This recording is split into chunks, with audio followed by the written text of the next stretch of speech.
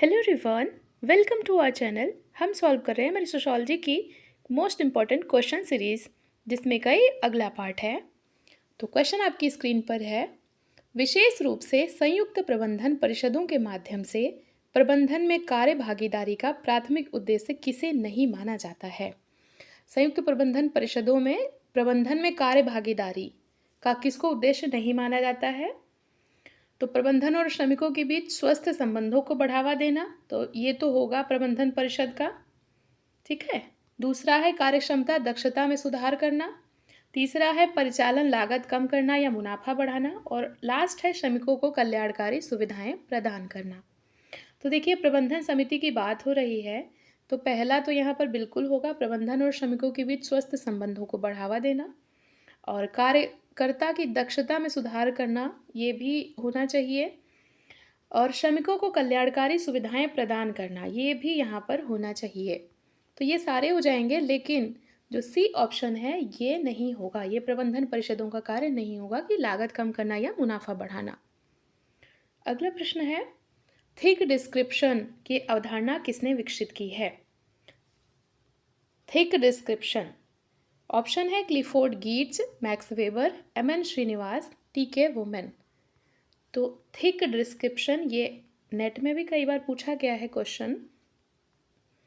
और यहाँ पर आपका जो सही उत्तर हो जाएगा वो हो जाएगा क्लिफोर्ड गीट्स। क्लिफोर्ड गीट्स का कॉन्सेप्ट है थिक डिस्क्रिप्शन एंड थिन, यहाँ पर सही हो जाएगा। अगला प्रश्न है, निम्न में से नीति आयोग का मुख्य कार्य नहीं है, कौन सा नहीं है?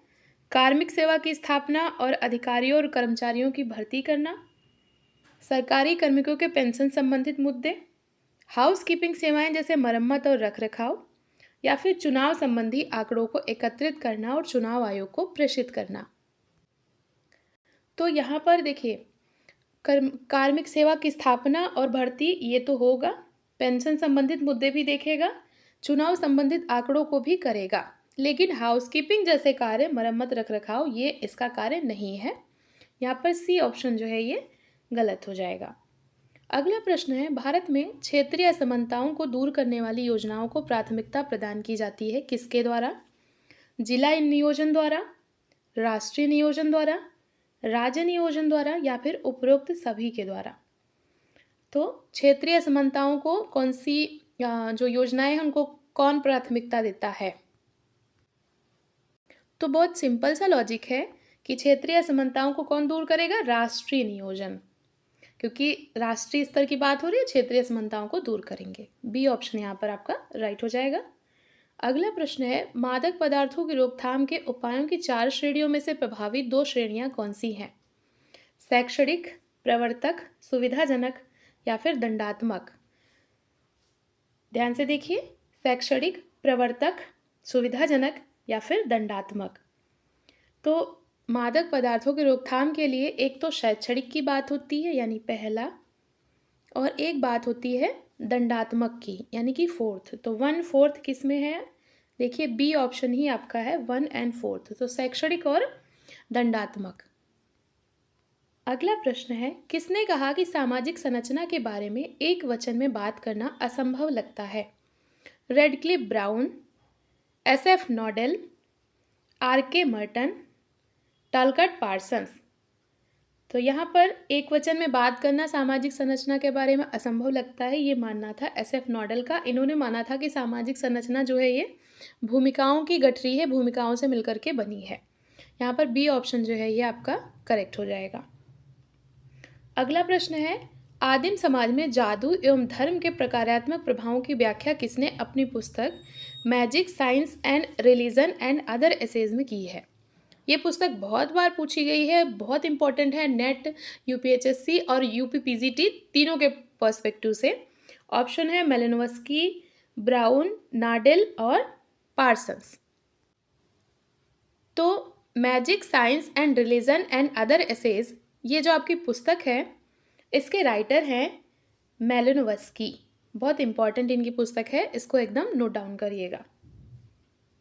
अगला प्रश्न है, विरचनावाद के जनक कौन है? विरचनावाद को इंग्लिश में बोलते हैं डीकॉन्स्ट्रक्शन।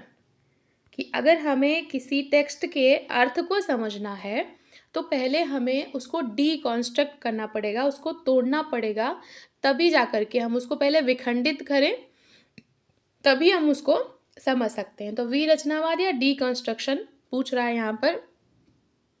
ऑप्शन देख लीजिए, Derrida, Giddings, Michel फुको, Frederick Jamieson. और नो डाउट यहाँ पर जो आपका आंसर होगा वो हो जाएगा डेरिडा। डीकॉन्स्ट्रक्शन के जनक कौन है? डेरिडा है। अगला प्रश्न है, निम्नलिखित में से कौन सी एक सामाजिक प्रथा है जिसमें ऊंची जाति का लड़का निचली जाति की लड़की से विवाह कर सकता है? कौन सी प्रथा है जिसमें जो लड़का होता है वो ऊंची जाति का है और लड़की जो है वो नीची जाति की है? लाइक ब्राह्मण कोई वैश्य से कर ले या फिर क्षत्रिय से कर ले। ऑप्शन है अनुलोम विवाह, बहिर्विवाह, अंतःविवाह और प्रतिलोम विवाह। तो यहाँ पर आपका जो सही उत्तर होगा वो हो जाएगा अनुलोम विवाह, क्योंकि अनुलोम विवाह में क्या होता है कि जो लड़का होता है वो ऊंचे कुल का यहाँ पर होता है और लड़की नीचे कुल की होती है। जैसे कि ब्राह्मण का विवाह क्षत्रिय से, वैश्य से ऐसे करके हो जाए तो इसको यहाँ पर लड़की नीचे से ऊपर की तरफ ऐसे जा रही कुल में, तो अनुलोम विवाह कहेंगे।